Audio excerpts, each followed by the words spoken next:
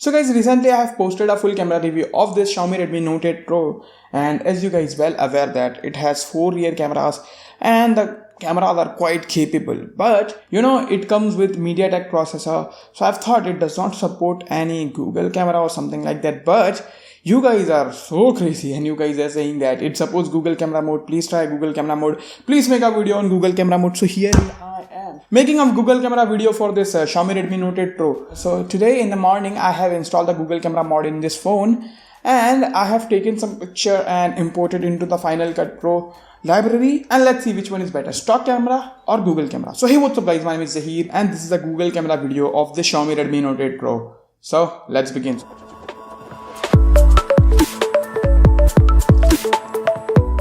Let me tell you that it has 4 cameras. The primary sensor is 64 megapixel. All the basic specifications are available on internet, you guys can see. Now let's compare the photos. So first of all, let's compare the daylight photos as you see over here. So this is a daylight picture. As you see guys, I feel that stock camera is little bit brighter as compared to the Google camera, and as you see while zooming in, Google camera captures much better detail, but stock camera looks little bit over sharpened, I guess. Moving to the next picture, so here also the story continues.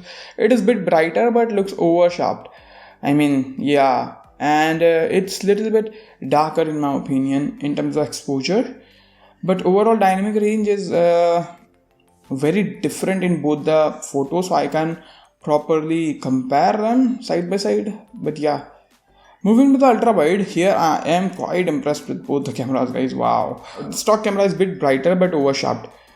And moving to the another wide angle photo, wow, the perspective is just amazing, and the dynamic range is a bit better in my opinion in the Google camera, but it's very hard to tell literally. Then also we can take pictures with the macro lens, with the normal lens, and with the ultra wide lens too. So the developer who has made this camera for this Redmi Note 8 Pro, salute to you bro, you did a really good job. And as you see over here, this is a macro shot, and wow, very hard to tell the difference, but the dynamic range is better in the Google camera. Same story, still the dynamic range is better in Google camera, I feel that. Now let's move to the low lighting situation. So as you see guys, this is a low light picture which I have took in my office, and my god, very impressed guys. I am very impressed by the Google camera. You can definitely see the letters on the keyboard. As you see, impressive picture. Google camera did very good job here, especially in the low lighting situation. In the daylighting situation, the difference was not evident, but here as you see, it provides very clean images as compared to the stock camera. My god, the Google camera performs much better in the low lighting situation. And the same story continues with the wide angle lens too. The Google camera provides very clean images compared to the stock camera. Talking about the distortion, here I have to say the stock camera does have some correction, but this one does not. So yeah, do keep that in your mind. Distortion is basically the fish eye effect. As you see, talking about the portraits here, I feel the white balance is perfectly captured on the stock camera, but overall picture looks much better with the Google camera as you see the portrait mode picture. So yeah, this was the rear camera's picture. Now let's compare some of the front facing camera's picture. I feel that front facing camera picture are very amazing. First of all, both of them capture really good pictures from the front facing camera. Whew, wow, very different. So first of all, the dynamic range.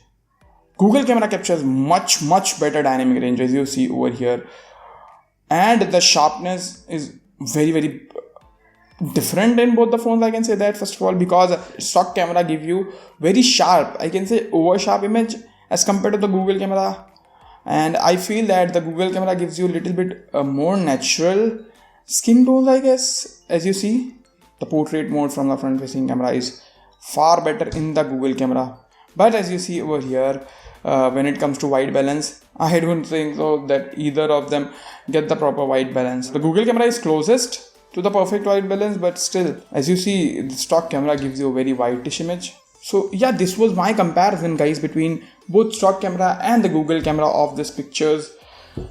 What I can say, I am quite impressed by the pictures that I've seen, especially in the low lighting situation and in the indoor lighting situation.